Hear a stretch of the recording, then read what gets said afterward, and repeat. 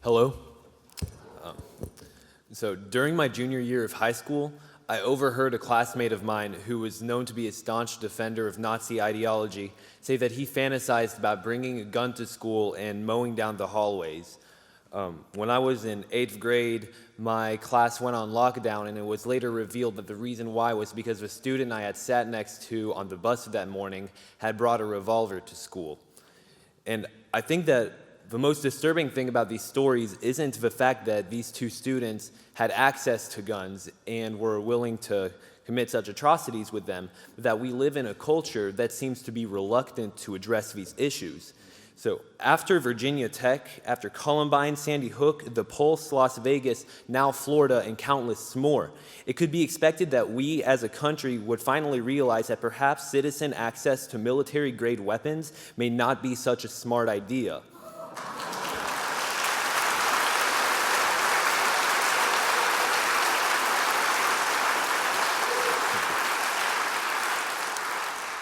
Unfortunately, that isn't the case, as you all know.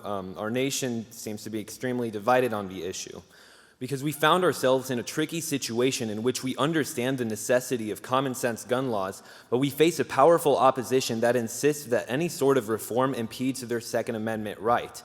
And to this I simply say they are wrong. In the same way that it is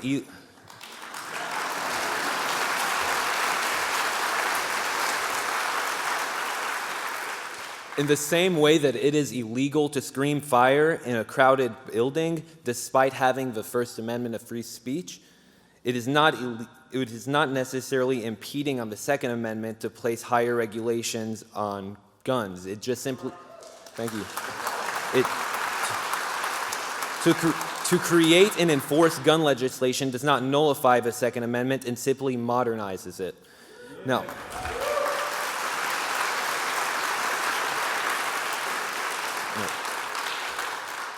and here comes the more unpopular part. I'm going to admit it to you all. There are actually guns in my household.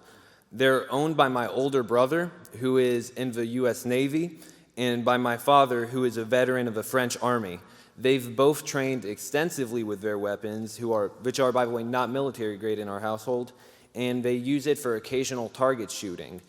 This I don't have too much of a problem with. What I have a problem with is that somebody who is as young as me, somebody who is 18 years old, can legally buy a semi-automatic rifle and modify it with a bump stock, which would allow it to shoot like an automatic weapon. So tell me why somebody my age is trusted with a military-grade weapon, but I'm not trusted to have a Bud Light.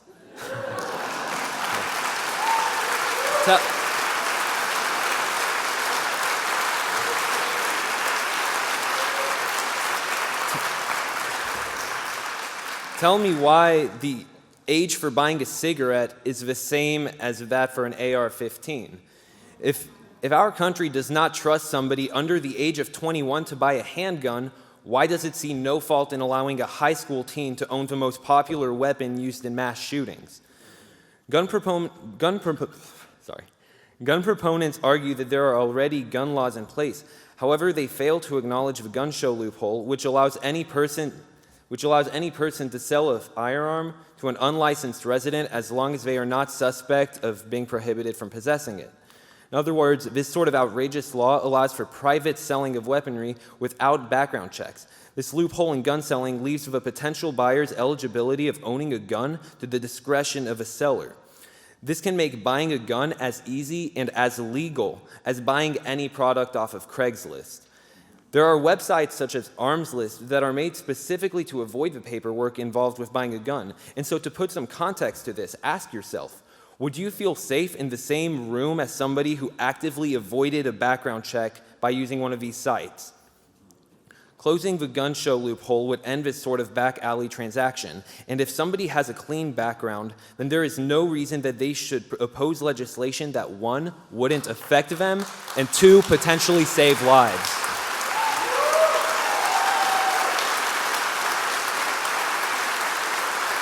When people try to tell you that the laws we have in place now suffice, you can confidently say that they do not. You know, you all, I'm sure, know about these issues regarding the lack of comprehensive gun laws. You wouldn't be here if you didn't. We've identified the issues, but now the next step is to work towards their resolve.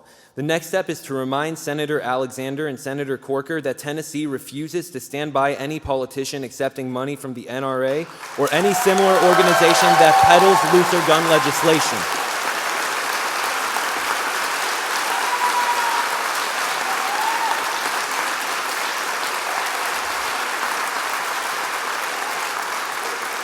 The next step is to become active in local and national politics, campaign for and elect those who support our values, dare to run for office if needed, but refuse to settle when lives are literally at stake. Shootings have become so normal in the United States, and we need to see to it that the one in Florida is the last of its kind. Bipartisan support will be needed to bring about this kind of change, but I think that it can be done because gun violence has become so predominant in the United States that it's no longer an issue of Republican versus Democrat. It's an issue of indecent people versus decent people.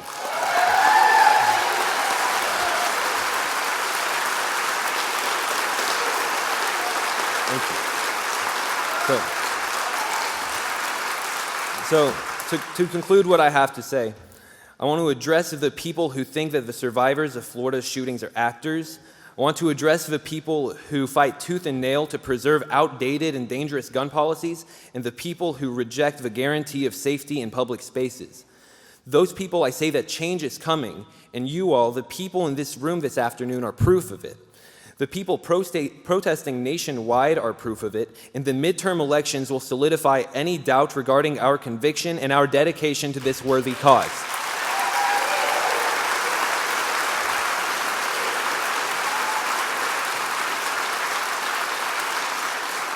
Comprehensive reform is overdue, but it is coming, and I have no doubt that we will see to it soon. Thank you.